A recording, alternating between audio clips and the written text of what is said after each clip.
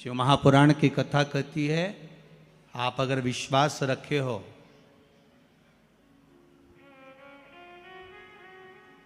सफेद आंकड़े की जड़,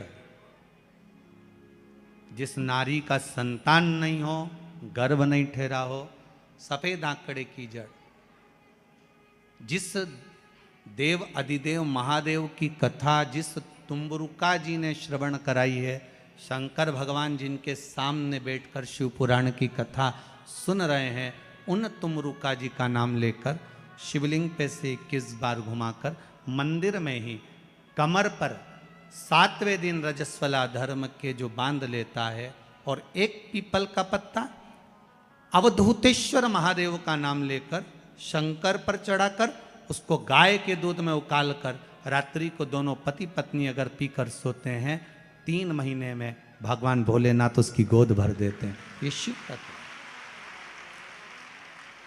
शंकर देता जरूर है।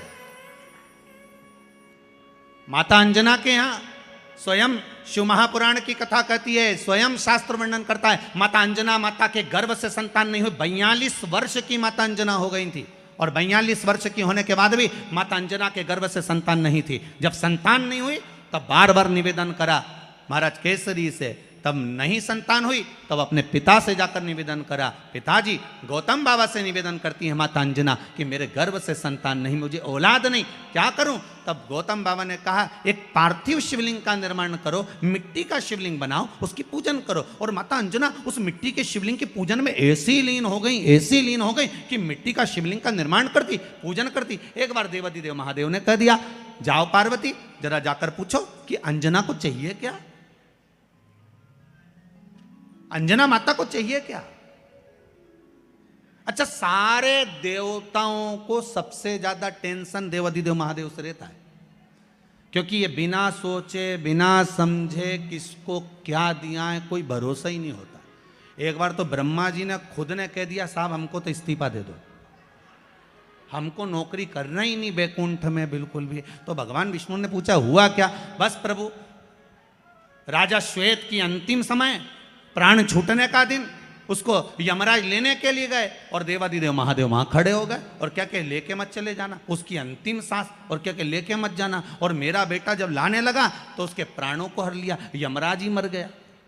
फिर मेरी पोती गई मृत्यु देवी, उससे कहा उठा ला राजा श्वेत को। वो राजा श्वेत को जैसी मृत्यु देवी ने फांस डाली, भगवान शंकर ने उसको भी मार दिया। अब बताओ, सूर्य नारायण भगवान बोले कि मेरा बेटा भी मर गया, मेरी पोती भी मर गई, अब बताओ क्या करें? तो भगवान ब्रह्मा जी ने शंकर जी से जाकर कहा, भोलेनाथ ये आपकी आदत बहुत गलत है, जब इसको मरना था तो आपने क्यों बचाया? शंकर जी बोले मेरे मंदिर में बैठा था, जगह तो देखो कि कहां बैठा है।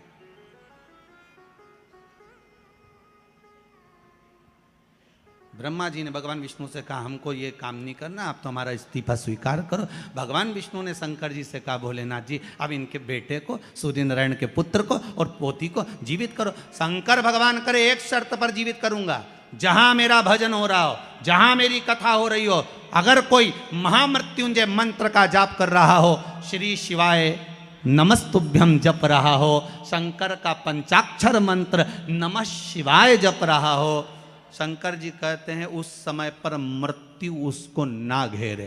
तो इतने में सूर्य नारायण भगवान कहते हैं शपथ लेता हूँ, संकल्प लेता हूँ, जहाँ आपका नाम होगा, अगर पृथ्वी पर कोई मरने का भी समय आ गया तो पहले आपसे पूछा जाएगा उठा ले, तुम बोलोगे तो बात दूसरी है। शंकर जी बोले हम बताएंगे तो उठाना, हम बोल दें अगर ये शंकर जी का नाम जप रही है और पड़ोसन नी जप रही है तो हम इशारा कर देंगे बाजू वाली को उठा लो। तुम टेंशन मत लेना, तुम तो शिव जपो। अब क्या सोचना, अब सोचो क्या? इसलिए शिव का धीमा बजाओ भोलानाथ डमरू